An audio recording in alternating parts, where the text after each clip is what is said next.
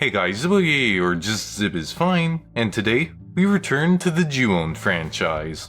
Today, I'll be looking at the Grudge 2020, but not before a bit of history first. Talks of a fourth entry in the series began as early as 2011 in an interview with Roy Lee. Lee is an important figure in the J-horror movement. On top of producing Dark Water, he acted as executive producer for both The Ring and the Grudge series. But he didn't stop with Japan. Lee also produced the remakes of Spain's Wreck, aka Quarantine, Thailand's Shudder, and South Korea's Oldboy. In other words, a big importer for Hollywood, you could say. When asked about the future of The Grudge in 2011, Lee responded, "We are looking to do a new version of The Grudge, but we haven't decided on exactly what it will be." Word hushed until 2014 when Jeff Bueller was announced to draft the film's script. Bueller elaborated on his intention, saying the film would keep the concept and spirit of the Grudge movies while finding a new way to tell a story in that world. News quieted down once again until 3 years later. In 2017, Nicholas Pesce was announced to direct the film as well as rewrite the script. This will be a very different sort of Grudge movie, much darker, grittier, and more realistic. A direction I'm hesitant to embrace in fear of an edgy tone, but one I'll respect the attempt for. The film was set to premiere on August 16th, 2019, but in an almost unheard of move, the movie was bumped up to June of 2019. That's cool! I mean, you always hear about movies getting delayed, but this one's coming out sooner than we expected? That's awesome! Sony must be really confident in it. Right? Well, the film ended up being pushed back to the preceding year, in the month movies go to die, January. Talk about one step forward, over half a year's worth back. But why else would we be calling it The Grudge 2020 if not for its release date? Actually, why are we calling it The Grudge 2020? As if the series wasn't confusing enough. Ju-owned The Grudge, and now The Grudge again? They couldn't have added a subtitle? At least, not until its home media releases The Grudge, the Untold chapter. But no matter what it's called, I'm reviewing it, so let's settle in and look at The Grudge 2020. The film follows widowed mother, newbie detective Muldoon. An investigation leads her to discover a murder within 44 Rayburn Drive, a house Detective Goodman swears to never enter in fear of its curse. Researching the house's unfortunate past, Muldoon becomes convinced of the curse as the spirits of the past Landers family haunt her. Muldoon must fight the curse to protect her and her young boy's life. I'm fond of the film's choice to introduce new spirits. Kayako and Toshio have had several films to shine at this point. I believe the series needs experimentation that I'm glad The Grudge 2020 steps up to the plate for. But it's a swing and a miss. Melinda Landers' emergence from the bathtub is a unique visual where the spirit's originality both starts and ends. The Landers bear Kayako's croak.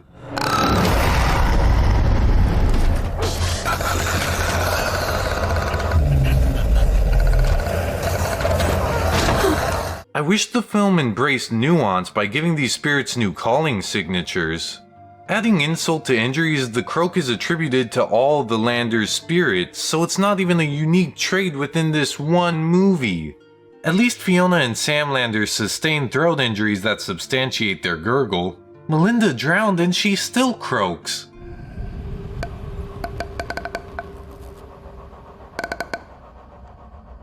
What used to be a storytelling method symbolizing a means of death is now audio cues mistaking character iconicism for series iconicism. One distinction of the film though is its gore. The Grudge 2020 is a bloodbath compared to previous entries. In an era when horror movies are censored for the sake of raking in the dough of the larger PG-13 demographic, I admire the film's commitment to its rating. However, the bloodshed comes off as edgy more than anything. The gore is excessive. This scene takes the cake.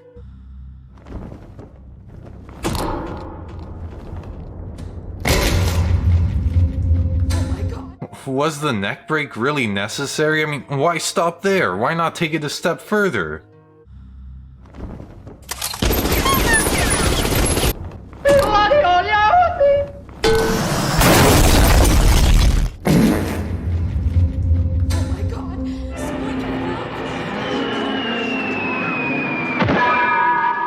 The violence in the movie is so exaggerated it's comical. The horror doesn't help either. Its repertoire of scares is limited. Try to count how often something lurks behind a character.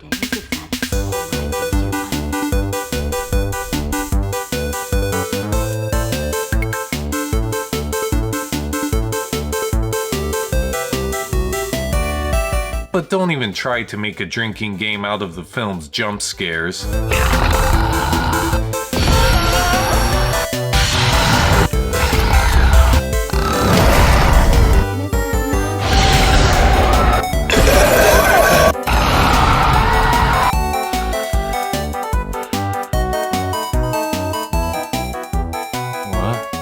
This movie is one of the most egregious cases of jump scare reliant horror. The scares are as choreographed and redundant as a worn out dance routine. Thankfully, the story is closer to Ju-on than the horror. The narrative switches perspectives from Muldoon to the individuals in the case files she investigates. The time devoted to each segment makes a nice pace for the film. I think it was clever to embed this achronological storytelling device in Muldoon's narrative. It's a faithful marriage between the non-linear structure of Ju-on and linear narrative presentation. The core structure gets a thumbs up from me, but I can't say the same about the plot's development. Whereas most movies blend story and scares, some scenes in The Grudge 2020 put plot on hold to have some quote-unquote frights. There were these spans of time when nothing happens. But when something does happen, it can be pretty silly. Take Muldoon's visit to the psychiatric hospital, for example.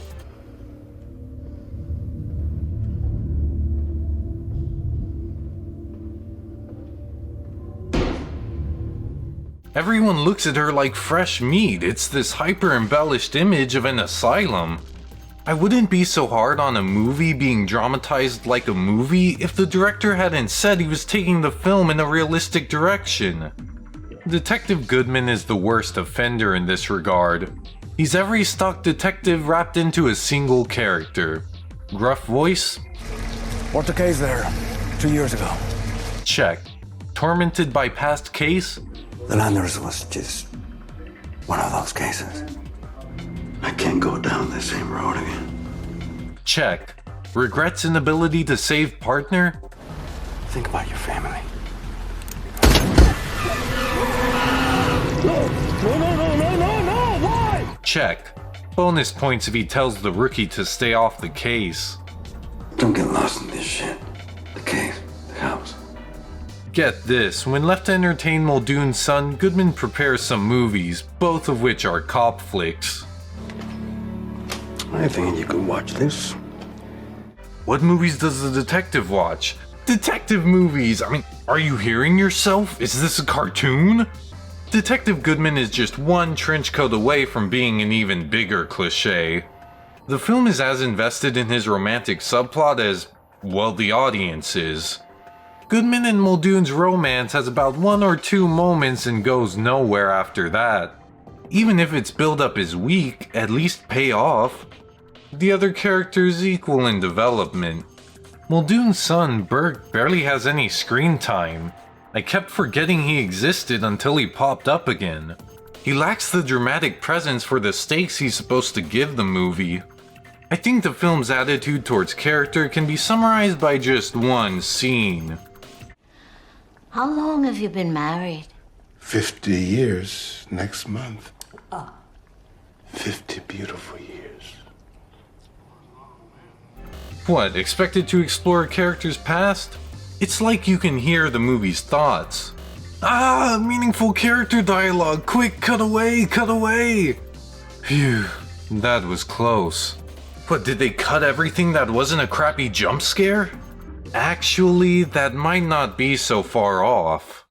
One of the deleted scenes follows real estate agent Peter in the Landers' house. Surprisingly, the scene has a slow build. Assisted by the sound design, it manages to create tension.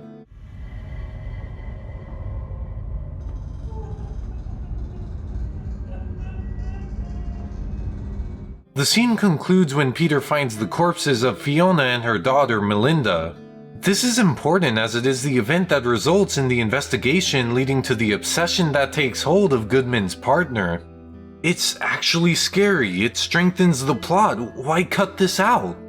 Another cutscene develops the Matheson's plot. For context, Mr. Matheson seeks assisted suicide for his wife suffering from dementia.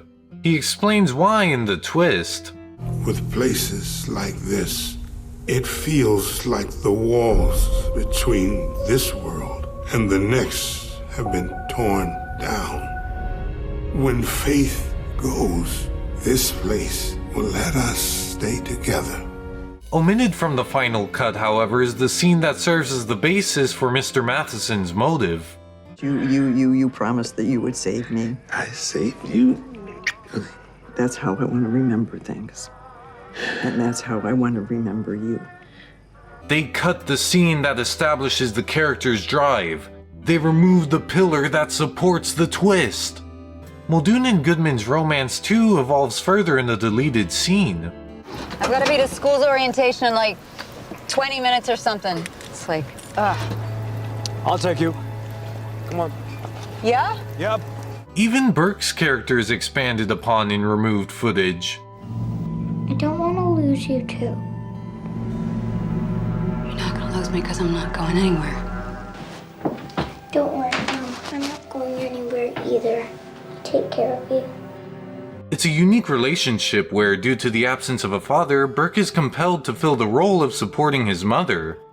It's a charming bond that makes me care about the two.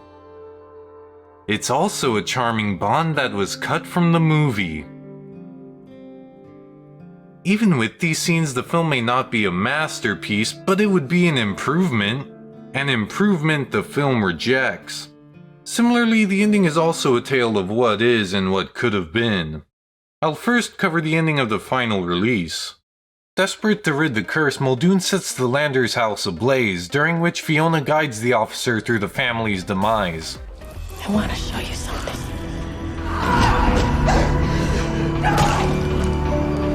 One of my favorite things about Ju-on is its use of indirect storytelling to hint at the Saeki's death. So I'm disappointed the Grudge 2020 spoon-feeds the audience the Landers' backstory. An oddity that extends beyond the climax to the ending is Goodman's absence. The deuteragonist and his romantic subplot vanish into thin air for the third act. The resolution tries to mislead the audience into thinking the curse is lifted when in actuality it isn't. It's a wasted effort. Fans know fire won't stop the curse. A film can't trick viewers who are already 5 steps ahead of it. Even its cut to credits makes me roll my eyes.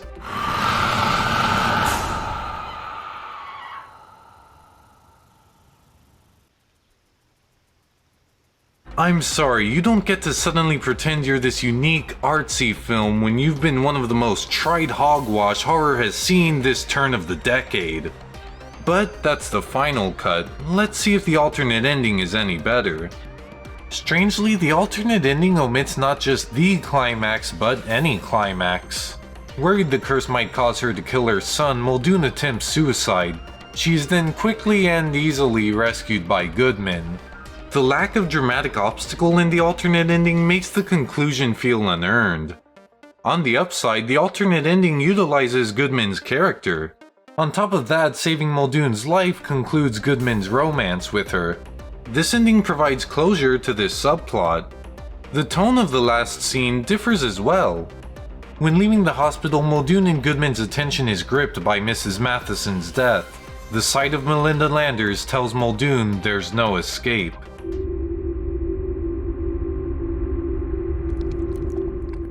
The alternate ending leaves the viewer with a sense of dread and anxiety. Although both have their flaws, I once again favor the cut content to the final product. But it didn't have to be that way.